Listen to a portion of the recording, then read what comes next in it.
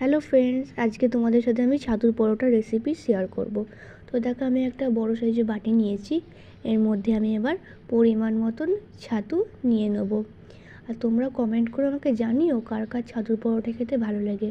আমার তো ছাতুর পরোটা খেতে ভীষণ ভালো লাগে।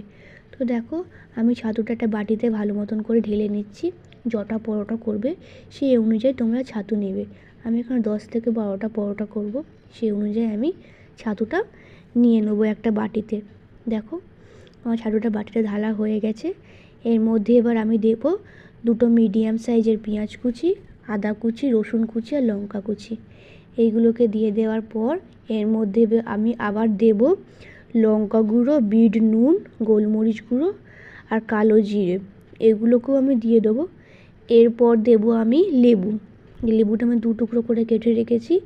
তো আমি আগে 2 টুকরো দিয়ে দেখবো, যদি কম লাগে তাহলে আমি পুরো লেবুটাই দিয়ে দেবো। ছাতুর পরোটাতে একটু খাট্টা মিঠা না হলে চলে না।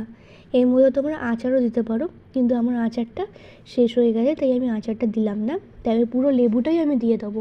একটু খাট্টা মিঠা হওয়া দরকার ছাতুর পরোটা। তো দেখো, আমি এবার লেবুটা নিগড়ে দিয়ে দেবো। আমার কম পড়েছিল, আমি অর্ধেকটা লেবু দিয়ে দেবো।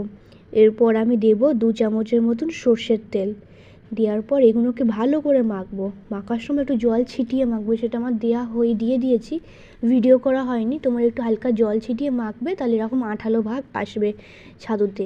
এর মধ্যে আমি একটা বাটিতে এবার আমি হাফ ময়দা হাফ আটা নিয়েছি। এর মধ্যে আমি সাদা তেল আর চিনি দিয়ে ভালো করে এটাকে, গরম জল বসিয়ে দিয়েছি আমি অন্য একটা জায়গায়, দিয়ে ভালো করে আমি এটা মেখে নেবো। মাখা হয়ে গেলে এরকম করে লেচি করে নেবো। লেচি করে নেওয়ার পর আমি, দেখো ফ্রেন্ডস, এখানে পুর ভরতে বসে পড়েছি।